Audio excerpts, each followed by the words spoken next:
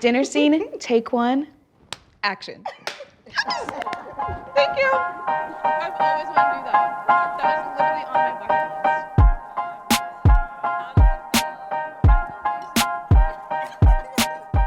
list. So tell me your perspective of that.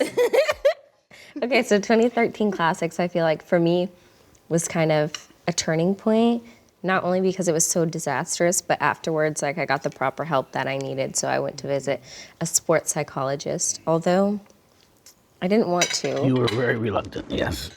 Yeah, so you guys took me there to kind of find the joy in gymnastics again, because I was so nervous about like all eyes being on me at the time, and it just was not a very good meet. And I believe, Rachel, you flew to that meet. I was there. I was like, I think I was at this meet. Yeah, you were definitely at that meet.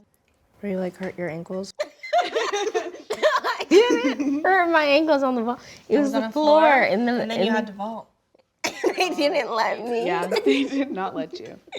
It was one apparatus after the other. Yeah. Remember? Yeah, I remember. I know you were nervous, Yeah. but do you think that perhaps you were not ready in terms of skills? Do you think No, I was, like, for preparation, I was actually ready. you were? At that point in the game, yeah. Okay. So what do you think happened? She fell off the bars. Well, no. Okay, I know. But what do you think happened or was happening? I just think I was overwhelmed with, like, the atmosphere. And I knew, like, I was my first year senior, I could potentially make a world's team, like, just the stakes were high, and I think I just freaked out.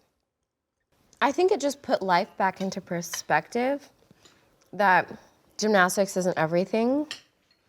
And obviously at that age, it kind of is, but having like my friends, my family surround me, we still did the normal celebration.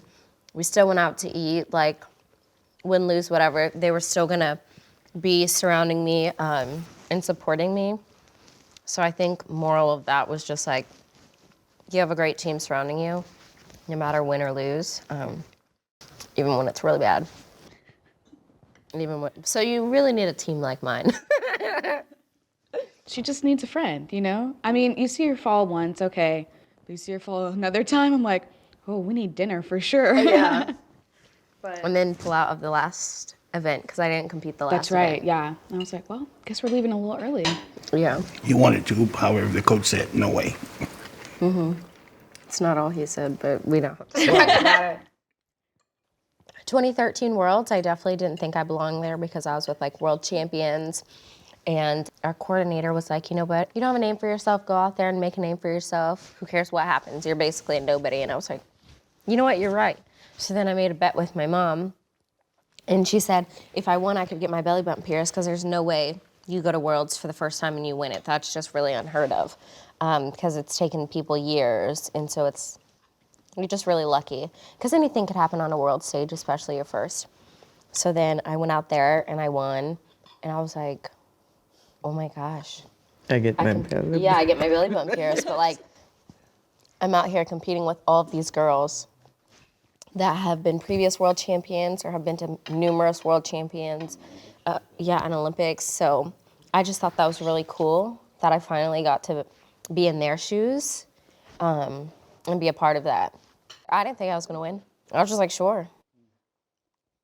Last event, I look up, it's Simone, I'm like, I just like couldn't believe it. In my mind, it was not supposed to happen that way. In my mind, she was competing on a world stage, and I was happy about that. But to actually win was, cannot even explain that experience. That was really out of this world. For so many years, I've kind of like suppressed all the feelings and everything. And I couldn't do it anymore. My body and my mind literally shut down and was like, Simone, you can't do this anymore. You have to take a break. Unfortunately, it's at the Olympics, but we're shutting your body off for right now. Good luck. And I was like, it was just a really good wake-up call for me to at least take care of my mind and body for once, because for so many years I had pushed that off.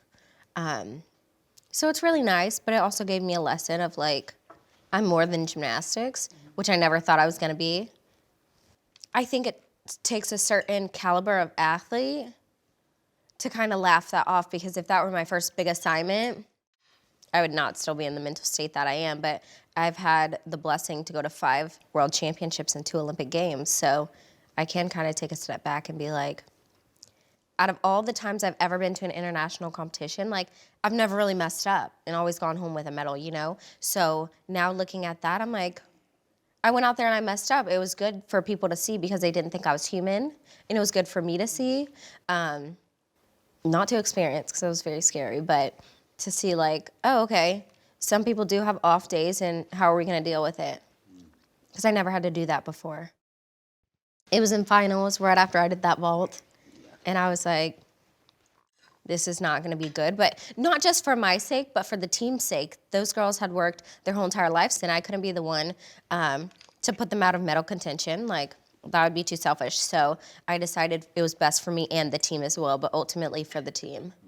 Let's just distract and have some fun. Like, and that's what the goal is. Gymnastics is supposed to be fun, and having all that pressure can be just so overwhelming. And you're right, your mind, your body just told you to just take a step back and just remember why you do what you do, you know? I agree. I don't think you failed, by the way. And yeah, I heard that. I was like, she I did not fail at all. No. But I think you opened a door for so many athletes to really be able to take a step back and put their mental health first. Yeah. I think that's cool. My parents didn't really do that many sports or anything. I did too. I played basketball. Oh, sorry. He was an athlete. I mean, I thought I was gonna be a professional baseball player, Yeah. But but turned out I was too small at the time.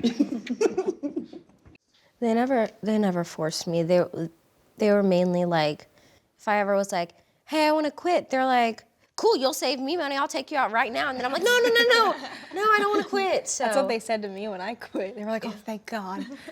but the main thing is surround yourself with good people, mine being like family and friends that have really helped me through every single up and down that I've had, whether that's winning a world championship all the way to like failing at the Olympic Games. So there's just a lesson to learn out of each of that, but ultimately it's surrounding yourself with good people so you still have a good head on your shoulders